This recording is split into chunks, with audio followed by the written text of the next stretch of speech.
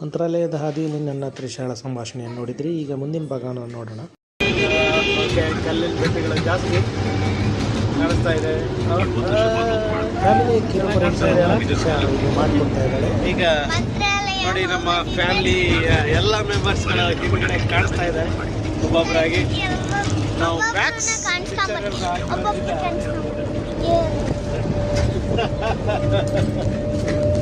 ಎಲ್ಲ ಅವ್ರವ್ರದ್ದೇ ಮೂಡಲ್ಲಿ ಅವ್ರವ್ರದ್ದೇ ಲೋಕದಲ್ಲಿ ಹೇಗೆ ಟ್ರಾವೆಲಿಂಗ್ ಮಾಡ್ತಾ ಇದ್ದಾರೆ. ಈಗಾಗಲೇ ಚಿತ್ರದುರ್ಗದ ಹತ್ರ ಬರ್ತಾ ಇದ್ದೀವಿ ನಾವು. ಯಾರು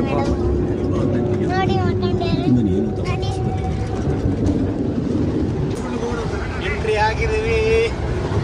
ನಮ್ಮ ಭಾಗವನ್ನ ಸರಿಯಾಗಿ ತಿಂಡಿ ತಿಂದಾದ್ಮೇಲೆ ಪ್ರಾರಂಭ ಮಾಡ್ತೀವಿ. ಈಗ ನಾನು ತ್ರಿಷಾ ಮೂವಿ ಮ್ಯಾಕ್ಸ್ನ ಎಂಜಾಯ್ ಮಾಡ್ತೀವಿ.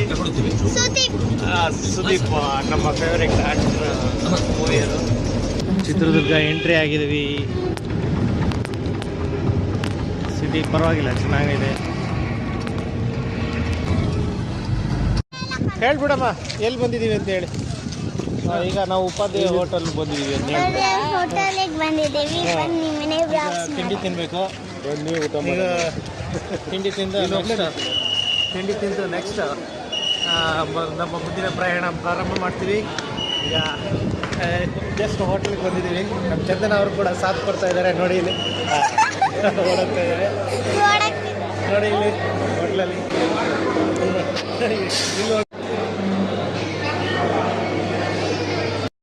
ಈಗ ವಿವಿಧ ರೀತಿಯ ತಿಂಡಿಗಳನ್ನು ನಾವು ನೋಡ್ತಾ ಇದ್ದೀವಿ. ಅದರಲ್ಲಿ ಯಾವುದು ಆರ್ಡರ್ ಮಾಡಬೇಕು ಅಂತ ತ್ರಿಷಾ ಯೋಚನೆ ಮಾಡ್ತಾ ಇದ್ದಾಳೆ.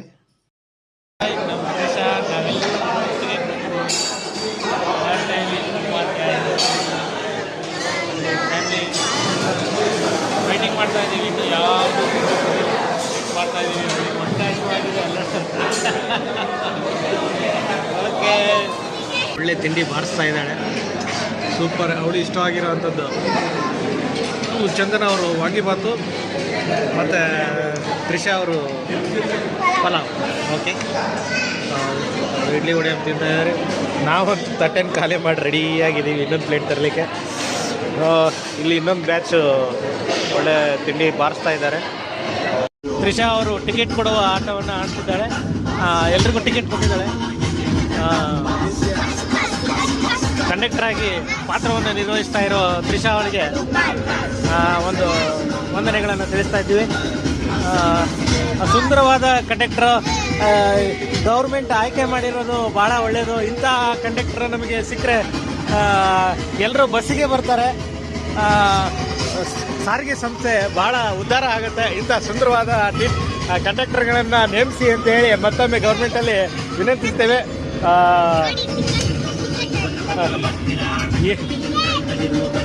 ಸುಮಾರು ಬಸ್ ಅಂತೂ ತುಂಬಿ ತುಳುಕ್ತಾ ಇದೆ ನಮ್ಮದು. ಅಷ್ಟೊಂದು ಟಿಕೆಟನ್ನು ಮಾರಾಟ ಮಾಡಿ ಯಾರು ಚೇಂಜ್ ವಾಪಸ್ಸೇ ಕೇಳ್ತಾ ಇಲ್ಲ, ದುಡ್ಡು ಮಾತ್ರ ಕೊಡ್ತಾ ಇದ್ದಾರೆ ಅಷ್ಟೇ.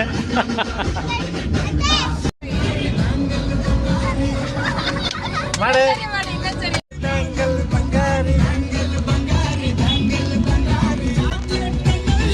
ಫುಲ್ ಎಂಜಾಯ್ ಮಾಡ್ತಿದ್ದಾಳೆ ಹಾಡನ್ನು ಮತ್ತು ಡ್ಯಾನ್ಸ್ ಮಾಡಿ ನಮ್ಮ ಮನೋರಂಜನೆಯನ್ನು ಹೆಚ್ಚಿಸ್ತಾ ಇದ್ದಾರೆ.